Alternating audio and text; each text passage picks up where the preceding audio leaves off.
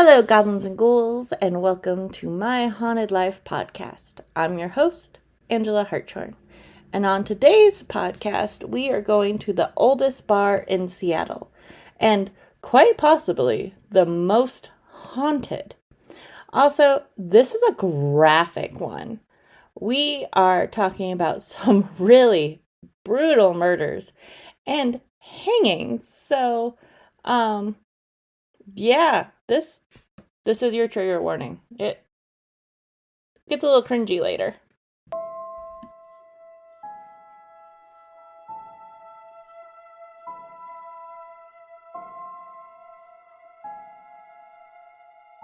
Good morning, my spooky babes. How is everything going? Hope you are feeling great. I hope at least it's content, because you deserve a good day. I cannot believe that there's only 2 more episodes left this season.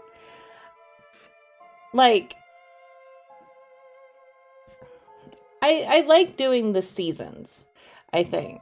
It gives me a chance to catch my breath, and it allows me to still put as much time into the episodes as I would like. I'm very slowly learning that it's okay to give myself breaks, even though it still freaks me out a bit, not gonna lie. I hope it will give me some time to work on the YouTube videos, which I keep getting subscribers for, and that's really freaking exciting. Oh my god. If that's any of you, thank you. And yeah, let's be honest, I have fallen way behind on those. Oh my god. You think I was bad with the other postings. Jeez. I have been really good at, when I visit a haunted location, to immediately get the research done. Except, ironically, for the first fall episode. But at least I know what I'm doing. So, that's new for once, and everything else should be pretty easy next year. I'm very excited. I don't feel like I'm constantly behind.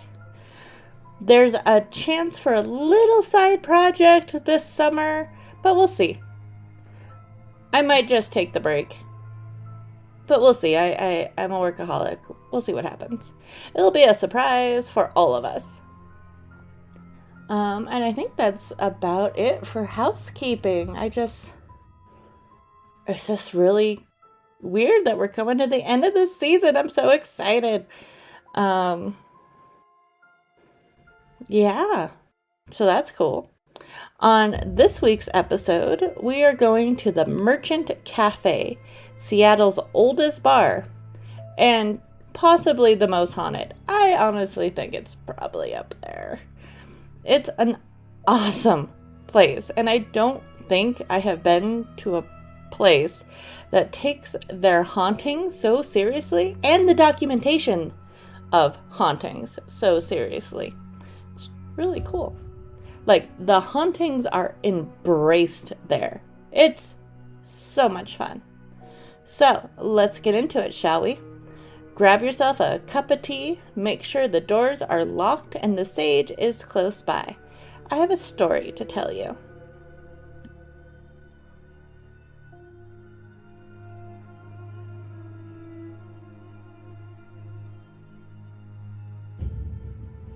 For those that don't know, I love me a good old-fashioned dive bar.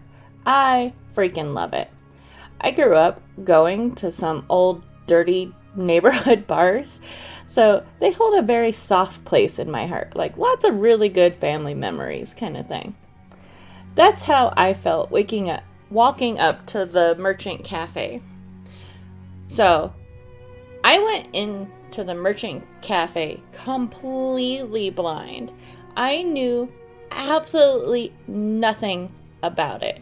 It does help that it says Seattle's oldest bar on the moniker when you get up there. But otherwise, I knew nothing. My husband planned a haunted birthday surprise for me. So, We went to the Merchant Cafe, and then he scheduled us a ghost tour around Seattle on Halloween weekend. He did all the research, and he found the Merchant Cafe. And he did good. I'm a very lucky lady. The Merchant Cafe is one of those gritty old bars. It's old and run down, and it really reminds me of a lot of places in New Orleans. It just has that beat up feel to it that no matter what you do, no matter how much cleaning, anything, it's just gonna feel old and dirty. It's just, the character. It's been there a while. Seen some stuff. It's that kind of a vibe. And I love it. The Merchant Cafe and Saloon is located at 109 Yesler Way in Seattle and is open daily from 11 a.m. to midnight or later. The bartender kind of made it seem it's at least midnight. It kind of depends on what's happening. The history of Seattle is fascinating. Seattle was literally the Wild West, but with electricity. All of these rugged Victorian storefronts from any Old West town, like the ones you've seen in every movie ever about the Old West, but they have bright lights in their signs and magnificent chandeliers inside. It's weird. Even though there were these modern conveniences, the area was still rough. Like, Seattle has some stuff going on. To give you an idea of how rough the area around the Merchant Cafe was, there's this horribly, absolutely brutal story that I warned you about. So here's your trigger warning. I'm not sure of what exactly how horrible people are, maybe, but yeah, this one gets dark. In 1882, two men were suspected of murdering merchant George Reynolds one night. They were arraigned at 9:30 the next morning. By 1 p.m., the judge decided that there was enough evidence to take the trial before a grand jury, but shortly after, a lynch mob had formed. They stormed the jail, overpowered the two police officers on duty, and dragged the man to Occidental Square, about 200 feet from where the Merchant Cafe now stands. The men were strung up like they were going to be hung, but instead of the rope being tied off to something stationary like they usually are, the end of the ropes were controlled by the crowd, and the crowd continuously pulled the men up and down with the noose around their necks. I should say by the noose around their necks. Sometimes with enough force that their heads would smack into the beam. This carried on for probably way too long, until the men strangled to death. Some estimates say it took them up to 5 minutes or more to die. So, goddamn. There's a witness sketch from one of the local papers about the incident. But immediately, you notice that there are actually 3 bodies hanging. They had this on the Dead Files. They had the picture of the men, and they're showing the picture of the men, and I'm like, why are there 3? And then they eventually get to it. After the first 2 men died, the mob went back to the jail, broke in, overpowered the sheriff that was now there, and took out another man who had supposedly killed a local cop about a month earlier. The last thing he would have seen was the blue faces with their tongues hanging out of the other men and they had just gone through.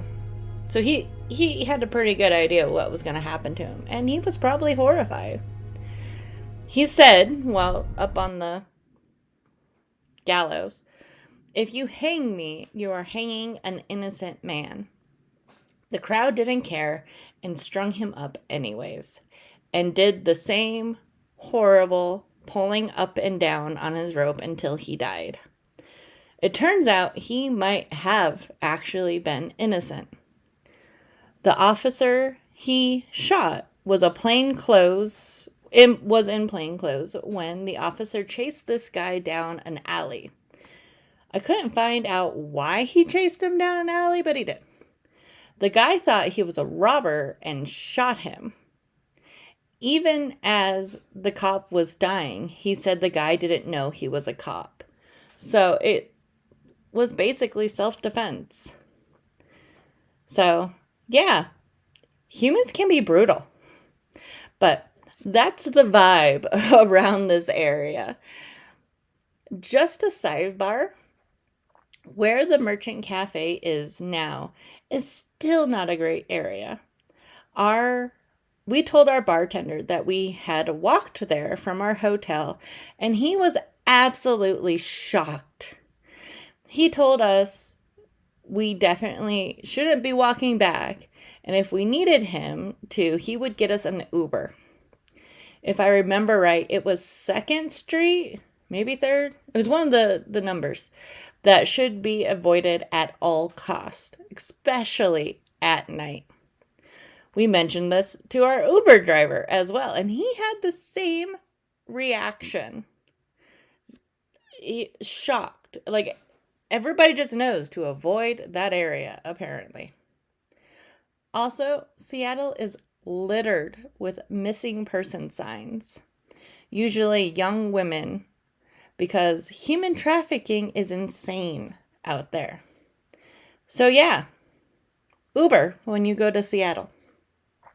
Anyway, around 1888, the 2-story wooden building was built by John Hall Sanderson, an early Seattle businessman and land developer, on the spot where the Merchant Cafe now is. It was burnt to the ground on June 6th, 1889, during the Great Seattle Fire, which burnt almost the entire commercial district, which is now downtown Seattle. So just imagine how much it was awful. Since most of the buildings at the time were made out of wood, the area was just leveled. In pictures of the aftermath, all that can be seen are smoldering piles of ash where businesses and residences once stood. It's really creepy looking, honestly. It looks more like a war zone after a bombing. It's spooky. Shockingly, there was only one death. Sadly, it was that of a young boy. In the aftermath, however, one of the walls of a burnt-out building fell and killed a man. So there's 2 attributed. Sanderson commissioned the building to be rebuilt out of brick in 1890 and designed it specifically to hold a liquor store/cafe on the bottom floor and a hotel on the top 2 floors. After the fire, the streets were elevated and the former main entrance became a underground lounge. So this is the thing. So this is where the Seattle Underground comes in. It's that when they rebuilt it, they elevated all the streets. So some of these places still had like basements now. Sanderson sold it in 1892 to Charles or John Osner, Charles on the Merchant Cafe website, and John on the Dead Files episode. I got really confused. He renamed it the Merchant Exchange Saloon, which was established on the first floor, which is now the basement and part of the Seattle Underground, which, like Portland, had a very intricate, quote-unquote, tunnel system. Although I think Seattle's is way more built up, and I really hope to take a tour of the tunnels the next time we are there, because just from the ground level, it was pretty cool. In the panic of 1893, Osner got desperate and turned the basement into an illegal card room. I'm always so amused that out of everything that was illegal at this time, cards. I find that interesting. I'm not sure of the time period, but our bartender Michael also told us the story that at one point they hung two men outside the window. Like, I have pictures, because they caught them cheating at cards, which is now the front door of the bar. But at the time, the entrance to the building was still underground. There were ladders and stairs that you could take from the street level sidewalks, which, were higher, to get down into the underground to the entrance. It's so wild. Like, I can't wait. So then to get to the bar, you had to go underneath these bodies hanging in the window above you, just to let you know cheating's bad. And they left them there for days. I want to say he said 2 weeks, but now I can't remember for sure. And that seems like an awfully long time. The upstairs, that was a hotel, began to accept hourly rentals and became a brothel. Osner recognized how lucrative prostitution was in a town full of lonely lumberjacks and gold miners. And so he imported women, discreetly called seamstresses, into Seattle and housed them upstairs. In the saloon, there was a collection of framed pictures of these seamstresses discovered. It is believed that they were hanging in the back, kind of like a menu of sorts. And I've seen this in other Old West brothels. It's just kind of a thing. As it is stated on the Merchant Cafe website, the gentleman pointed to the one he wanted to have, quote unquote, hem his trousers, and then paid the proprietor before making his way upstairs to have his inseam taken in. I don't know what it is about that line, but it's so cringy. But it's, again, the vibe of this place. In 1898, after the gold rush, Osner sold part of the business to F.X. Schreiner. His wife, Mary, was definitely not approving of him now owning a gambling house and brothel, as she was a very religious, devout woman. I think Catholic, but don't quote me. She died in 1905 of tuberculosis. FX was so grief-stricken that he went home to Germany for a time. He left the bar in the hands of bartender Otto Hink. Hink was a wrestler, so he's like a big built guy, somebody you did not want to mess with. He had a wife and kids in town, but frequented the brothel upstairs, eventually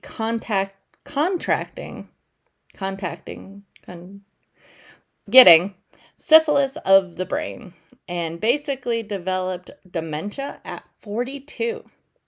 He was committed to multiple institutions and sanitariums where he lived out his life until he was 79 years old in 1957. That's, what is that, 37 years in and out of institutions and sanitariums? Oh, man. The Merchant Cafe has definitely had some dark history. An interesting local legend states that the only photo ever taken of Chief Seattle was taken upstairs at the Merchant Cafe. I don't think that's the case, since the Merchant Cafe wasn't built until the late 1890s, and Chief Seattle died in 1866. But it shows the historical significance of the place. I saw this in a local news article, actually interviewing our bartender, and no one batted an eye at him saying this. And it just amuses me. It's like it's the local paper, but nobody says anything. It's really interesting. I find it interesting. It's just, okay, that makes sense. I tried really hard to get Michael on for an interview, but sadly, it just didn't work out. How many people met their demise in the Merchant Cafe building may never actually be known. One thing we know for sure is that there are a whole lot of ghosts hanging around. One of the things that the Merchant Cafe does really well, other than probably the best freaking bar food I have ever had. Seriously, you guys, dive bar, you think dive food? No, I was impressed. Anyways, is that they document the paranormal happenings really well. If you ask any bartender there, they have a binder behind the bar full of guest stories, emails, pictures, letters, and like psychic feelings that people had.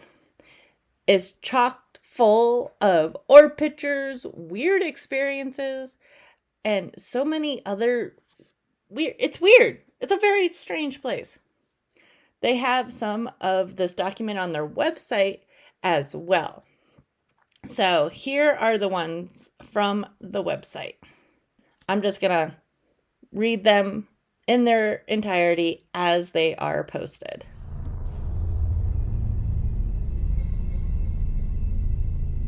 These stories are just a few accounts of the supernatural experiences told by Darcy, the owner, written in 2013.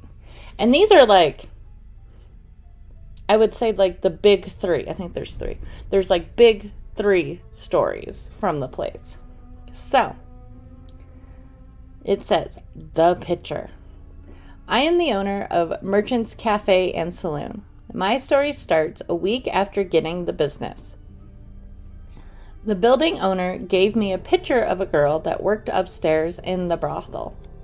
I figured that since I was remodeling to the glory days, she would be perfect for the logo and watermarked menus. As I was just cleaning an empty space, I set the picture on the floor and leaned it against the wall. I sat on the floor in front of it and took a picture. The picture I took had a big flash in it, so I turned it off and retook the picture.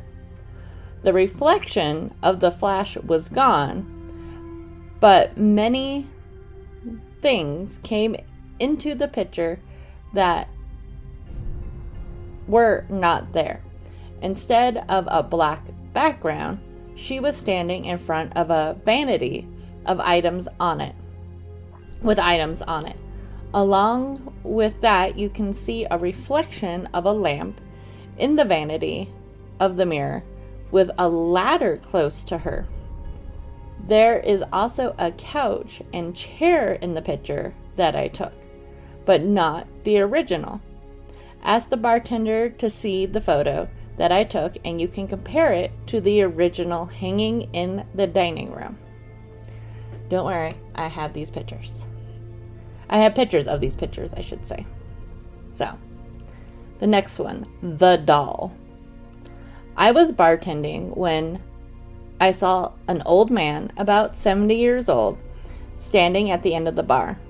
I was surprised to see him there because there were plenty of empty seats. When I approached him, he tenderly handed me a doll and asked me to put it behind the bar. I asked if he wanted me to hold it for him, and he said, "No, it's for the little girl downstairs, the ghost." I asked him if he wanted me to take it down to her, and he didn't skip a beat and replied, "No, she will be coming up to get it." I turned around and placed the doll behind the bar. I turned back around to ask him where he heard about this ghost, but he was gone. I curiously walked out to the sidewalk, and there was no sign of him there either. We don't know if the girl is happy to have the doll or not, but we figure we better not make her mad by moving it, or touching it for that matter. Our bartender Michael has never touched her, and he's worked here for years. She has a nice home on top of the safe with an offering to Otto, and you could never tell it by her face, but she seems pretty happy there. Otto. According to the medium on the TV show Dead Files, we have a very solid ghost named Otto. He was a manager there in the early 1900s and is continuing to, quote unquote, manage. One of our cooks, Angela, was telling me a disturbing story at closing about a spooky thing that happened in the kitchen earlier that week. While she was telling me the story, I was standing in front of a TV trying to turn it off with the remote. After about 5 minutes of trying, I gave up, turned around, and set the remote on the table. Where Angela was sitting, and in efforts to lighten the mood, I said, "I have an idea. Otto, will you turn off the TV, please?" The TV instantly went off. Last week, there were 2 big tugs on the back of my shirt when I was behind the bar. There was no one there. I then told the 2 employees I was leaving. 10 minutes later, they called me and said as soon as I walked out, the picture that I had just purchased and hung crashed to the floor, shattering all over the entryway. I am sure Otto was giving me his opinion of it. I also think he is responsible for the story about the wine in the next story. The wine. I was told by the 2 previous owners that ghosts guarded the safe, and that if I put anything breakable on it, he would break it. Since I didn't believe in ghosts, I quickly forgot. I then found a wine rack that fit perfectly in the area right above the safe. I had it installed in September. Thanksgiving night, I closed and everything was fine. A completely normal night. The next morning, when the bartender came in, he found every single wine bottle had been thrown from the rack. He texted me a picture of the mess. So everything fell off and broke.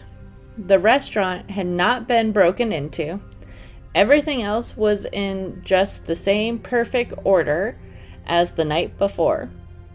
When I replaced the wine, which was quite expensive to do, I decided on some precautionary measures just in case. I put a shot of whiskey on top of the safe, and since I was wearing a skirt, I showed him my butt. We have not had a problem with him since. I do refill the whiskey when it evaporates. I mean, hey, work with what you got. There you go. Work with your ghost. I love that. I showed him my butt. It's so cute. I was really sad I didn't get a chance to meet Darcy. I believe she still owns the place. But like seeing her on Dead Files and reading some of her writings, she just seems like she would be such a sweet soul. I found an article that interviewed the bartender we had, Michael, at the bar and some of his experiences at the bar. When we had met him, he said that he had been working there for about 8 years, so he definitely had some stories. Here are some of his encounters from that article. The lower lounge is said to be occupied by the spirits of 2 children who tragically died in the underground tunnels. Harris, his last name, said their activity is generally playful. Once they made a mess in the lower bar area, despite the space being padlocked. Like, you go down there and the bar area, it almost looks like an Old West jail. How they have it all barred off and everything. It was kind of weird. I came down, unlocked the door, and everything I'd left on the bar was knocked over. Anything that could be tipped was tipped, he said. It was definitely like, okay, I see you. You're here. The street level bar is where Harris said he was truly frightened while working alone late one night. He rounded a table and saw a man. My first thought was, you forgot to lock the door tonight and you're getting robbed. So I threw the glasses down and turned around. I'm ready to fight, and there's no one there. There's no one there, he said, laughing. That is probably the scariest thing that has ever happened to me here. As for his own experiences, Harris said nothing has made him want to work anywhere else. And I felt like I should add this in because it's really cute. Our ghosts are like the spirits in Coco. The more you talk about them, the more you remember them, the more they like you. He said, I mean, that's what history is, right? It's remembering those dismal parts so you don't repeat them. And celebrating the parts that are really great. You have to do that too.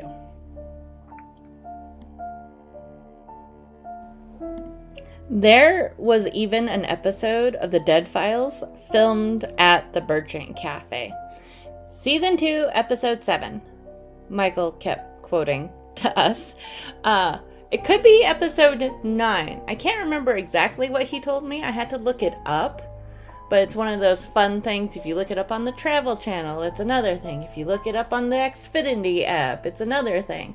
But it's always season 2, somewhere in there. I think the episode is something like Buried something. It says Seattle in the description. Anyways. For those that haven't seen The Dead Files, it's one of the Travel Channel paranormal shows. And I don't think it got canceled in the latest round of Travel Channel shows that were getting canceled with the merger that was happening. But I could be wrong. I don't think it was, though. I don't think it was on the chopping list. Anyways, the premise is there is a psychic, Amy Allen, that goes into a location as blind as possible and does a cold walkthrough of the location. After her walkthrough, she sits down with a sketch artist who tries to capture her description of who or what she saw. Sometimes she would get sketches of people, and sometimes scenes were always, like, weird to me. It's always a different sketch artist, so there's, like, no bias. While all this is happening, her partner, Steve Duchave, who is a retired New York Police Department homicide detective, interviews the people that have called them in, local historians, and gets a really good B-roll of him walking through some library archives, and of course microfiche spinning, so it really looks like he's putting in the work. I hope he does. I hope it's actual, like, him doing the research, at least part of it. At the end of the show, Amy and Steve sit down with the clients and discuss their findings. The big thing with the show is that Amy and Steve never talk during an investigation and don't reveal their findings to each other until the very end with the clients. They reveal the findings, and then Amy gives spiritual recommendations. Now, it's not my top choice for paranormal shows. I love Steve. Don't get me wrong. I really do. He is quintessential New York. I adore him. I just, I have never been a big psychic on TV shows for investigating type of person, because a lot of times you can't prove what they're saying. The thing is, with any ghost show, any reality show really, you fake things. It would be really easy to fake it. Just because it's called reality show doesn't mean it's reality. So, I don't know. And I feel like a lot of times with psychics, you can't prove what they're saying, and things get really fantastical. And that always kind of bugs me. I'm like, give me some evidence, some history. I love me some history, obviously. So I don't know if you're unlike me and you like the more spiritual side of ghost hunting with a psychic, definitely check out this show. I like it because they do really good with the history. That's the part I like, because some of the stuff that they found, hopefully it's all real, because I quoted quite a bit of it here, is really good. So, there's that. So I always like to throw that out to everybody. Watch it, see what you think. Because I also like Amy, too. I think she's adorable. I follow her on Twitter. One of the very few. If you get onto, like, my Twitter, it's nothing but ghost people. But it's just, like, she would be so much fun to go do something with, I think. It's just, I don't know. I don't know. So, anyways. I will say, though, if you like psychics, this is it, man. And this one also has a lot of the really weird encounters that you just don't get on any other show. So give it a chance. See what you think. Here's a quick synopsis of what happened or what was encountered at the Merchant's Cafe. Darcy, who is in the episode, and why I think she would be really fun to hang out with. Darcy said that guests have been pushed down the stairs, seen apparitions, and that she had seen apparitions. There had been 7 owners in 8 years before her. She had been getting really, really sick. Like, she left on a Friday night feeling sick and went to the doctor on Monday. It was discovered that she had bacterial pneumonia in her right lung, and the infection had gotten into her bloodstream. So it's like, oh, shit. She was in the hospital for 5 days and almost died. They have no idea how she how she got it. She was starting to believe that the spirits in the merchant had something to do with it. One night, Darcy was fighting with her bar manager, Tony, and suddenly it got all misty in the bar. So they decided to leave. That was like the end of the fight. They were just like, let's go. In the basement, a woman in her 50s was pushed off the steps. There was a guy coming out of the bathrooms who witnessed it and said it looked like she had been pushed down the stairs because she lurched forward. A woman has been seen going into the bathroom and closing the door. People will wait a while for her to come out, and when she doesn't, they try the door and it opens and there's no one in there. People a lot of times get their checks and leave after that. Darcy was concerned it was affecting business. As much as I loved the merchant, when we were there, the bathrooms were a bit disgusting. After watching the Dead Files episode, I think most of the staff just avoid going down there as much as possible. And honestly, I don't blame them. Matt, a bartender, never works downstairs. He had a glass slide away from him on the bar, like 4 feet down the bar, and crashed off the edge one night. He refused to work the basement bar and felt like he was losing out on money because of it. When we were there, you could go down and hang out in the sitting room, but it looked like the bar area had just kind of become storage. Dylan, the cook, has seen a gentleman about a dozen times in the kitchen. He's described as older, 5'8", button-down shirt, double-breasted jacket, and appears to be from the late 1800s, 1920s era. In the basement dining room one night, Dylan was down preparing for the evening. The waitress came down to see what specials he was going to run for the night. Almost as soon as she got off the stairs, a 60-pound garbage can came crashing down the stairs after her. That would have done some severe damage to her. That one scares me. According to Amy Allen, she believed there had been 20 to 30 deaths in the building.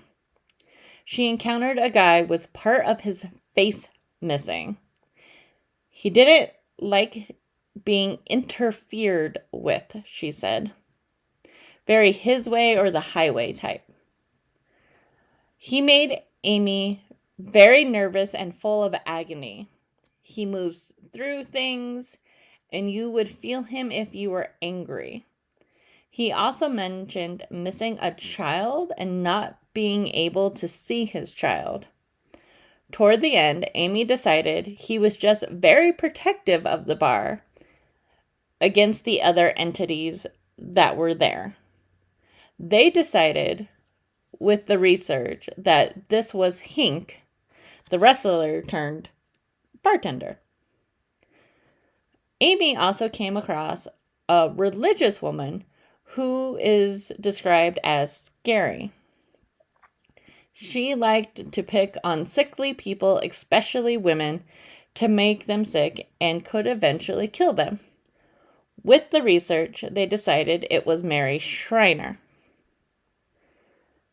And I think I remember watching this episode way back when and being like, I don't know about this. I guess, I don't know.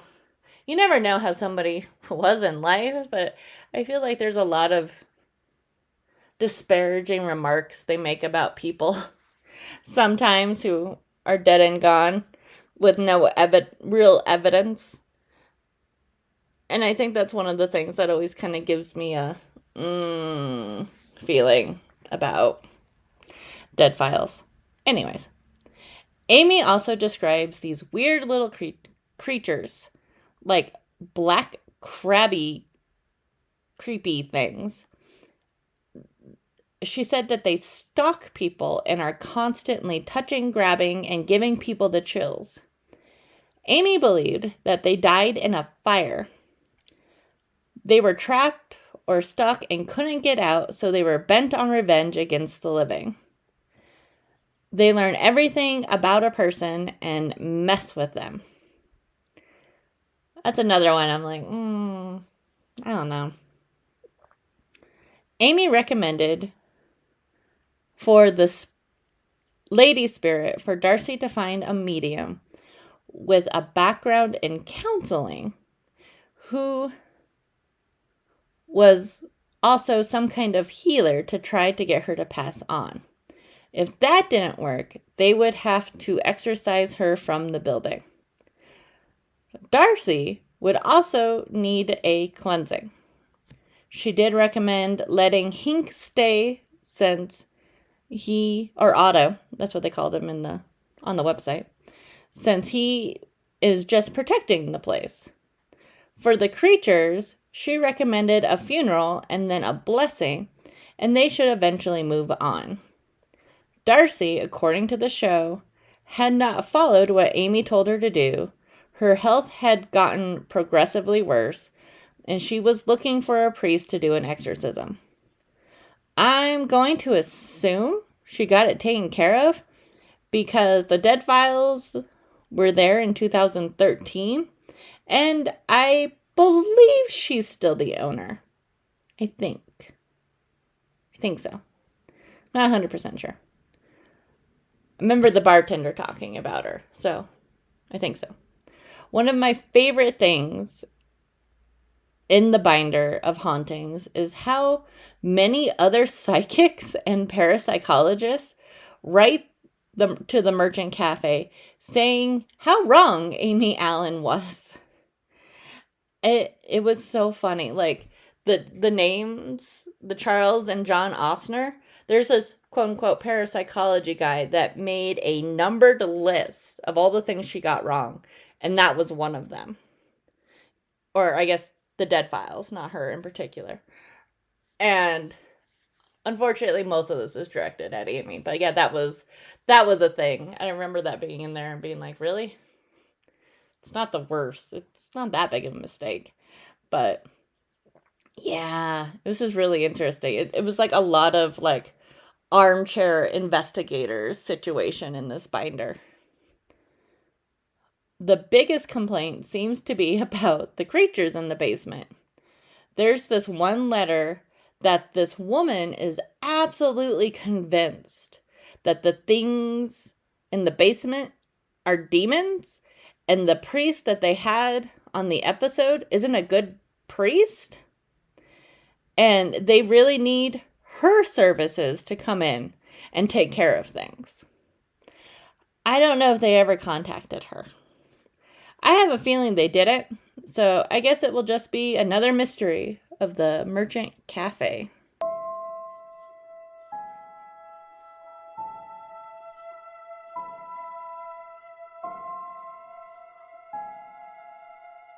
Thank you to everyone out there listening today. My Haunted Life podcast is written, researched, produced, edited, and hosted by me, Angela Hartshorn. If you are interested in more pictures, info, and my sources, make sure to check out the Patreon page. It's like your one-stop shop for everything My Haunted Life.